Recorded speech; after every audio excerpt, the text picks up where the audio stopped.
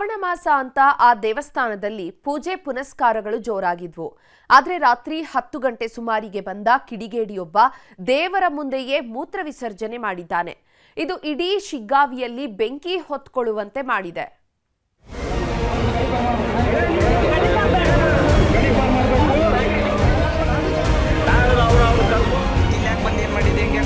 ಇವತ್ತಿನವರೆಗೂ ಇಂಥ ಯಾವ ಘಟನೆ ಆಗಿದ್ದಿಲ್ಲ. ಇವತ್ತು ಆಗೈತೆ ಅಂದ್ರೆ ಅವನ ಕರ್ನಾಟಕ ರಾಜ್ಯದಿಂದ ಗಡಿಪಾರು ಮಾಡಬೇಕು. ಮಾನ್ಯ MLA ಅವರಿಗೆ ನಾನು ವಿನಂತಿ ಮಾಡ್ಕೊಳ್ತೀನಿ, ನೀವು ಮತ್ತು ಮುಲ್ಲಾ ಮೌಲ್ವಿಗಳು ನಮ್ಮ ಮುಸ್ಲಿಂ ಸಮಾಜ ಬಹಿರಂಗವಾಗಿ ಕ್ಷಮೆ ಕೇಳಬೇಕು.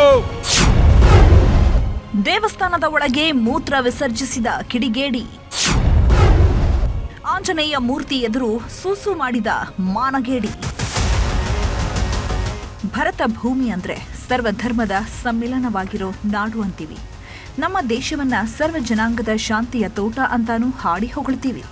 ಆದರೆ ಕೆಲವೊಂದಿಷ್ಟು ವಿಕೃತ ಮನಸ್ಸುಗಳು ಮಾಡೋ ದುಷ್ಕೃತ್ಯಕ್ಕೆ ಎಲ್ಲರೂ ತಲೆ ತಗ್ಗಿಸುವಂತಾಗ್ತಿದೆ. ಧರ್ಮದ ನಂಜನ್ನ ಮೈಗಂಟಿಸಿಕೊಂಡವರು ಮಾಡಬಾರದ ದುರ್ಬುದ್ಧಿ ತೋರ್ತಿದ್ದಾರೆ. ಹಾವೇರಿಯ ಶಿಗ್ಗಾವಿಯಲ್ಲೂ ಇಂಥದ್ದೇ ಘಟನೆ ನಡೆದಿದೆ. ಮೊಹಮ್ಮದ್ ಜಾಫರ್ ಅನ್ನೋ ಯುವಕ ಆಂಜನೇಯನ ದೇವಸ್ಥಾನದ ಒಳಗೆ ಮೂತ್ರ ವಿಸರ್ಜನೆ ಮಾಡಿದ್ದಾನೆ. ಇದು ಶಿಗ್ಗಾವಿಯಲ್ಲಿ ವಿವಾದದ ಕಿಡಿ ಹೊತ್ತುವಂತೆ ಮಾಡಿದೆ.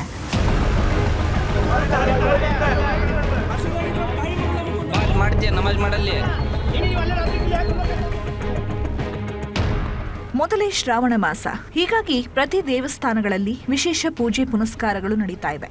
ಇಂಥ ಹೊತ್ತಲ್ಲೇ ಕಿಡಿಗೇಡಿ ಪಾಪದ ಕೃತ್ಯಕ್ಕೆ ಕೈ ಹಾಕಿದ್ದಾನೆ.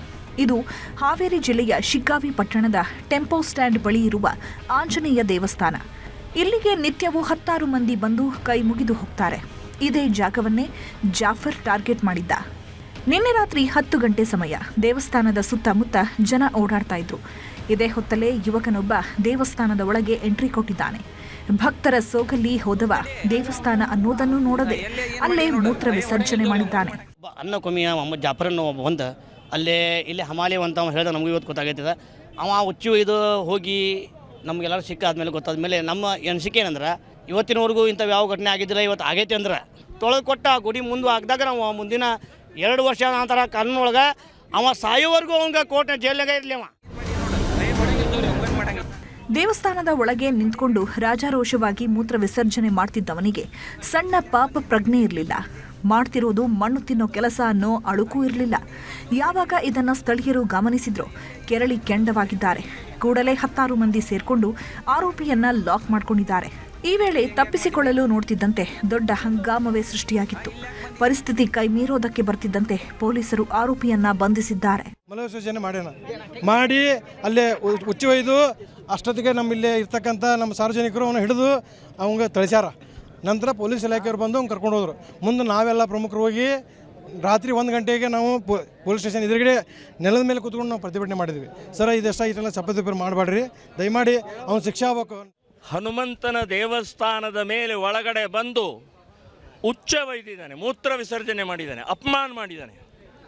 ಇದು ಬರೇ ನಮ್ಮ ಶಿಗ್ಗಾವಿಯ ದೇವಸ್ಥಾನಕ್ಕಲ್ಲ, ಇಡೀ ಹಿಂದೂ ಸಮಾಜಕ್ಕೆ ಅಪಮಾನವನ್ನು ಮಾಡಿದ್ದಾನೆ. ಮಾನ್ಯ MLA ಅವರಿಗೆ ನಾನು ವಿನಂತಿ ಮಾಡ್ಕೊಳ್ತೀನಿ, ನೀವು ಮತ್ತು ಮುಲ್ಲಾ ಮೌಲ್ವಿಗಳು ನಮ್ಮ ಮುಸ್ಲಿಂ ಸಮಾಜ ಬಹಿರಂಗವಾಗಿ ಕ್ಷಮೆ ಕೇಳಬೇಕು. ಒಟ್ನಲ್ಲಿ ಧರ್ಮದ ಹೆಸರಲ್ಲಿ ನಂಜುಕಾರೋ ಇಂಥವರಿಗೆ ತಕ್ಕ ಶಾಸ್ತಿಯಾಗಬೇಕಿದೆ. ಧರ್ಮಗಳ ನಡುವೆ ಬೆಂಕಿ ಹಚ್ಚೋ ಕಿಡಿಗೇಡಿಗಳಿಗೆ ಕಾನೂನಿನ ಪಾಠ ಮಾಡಬೇಕಿದೆ.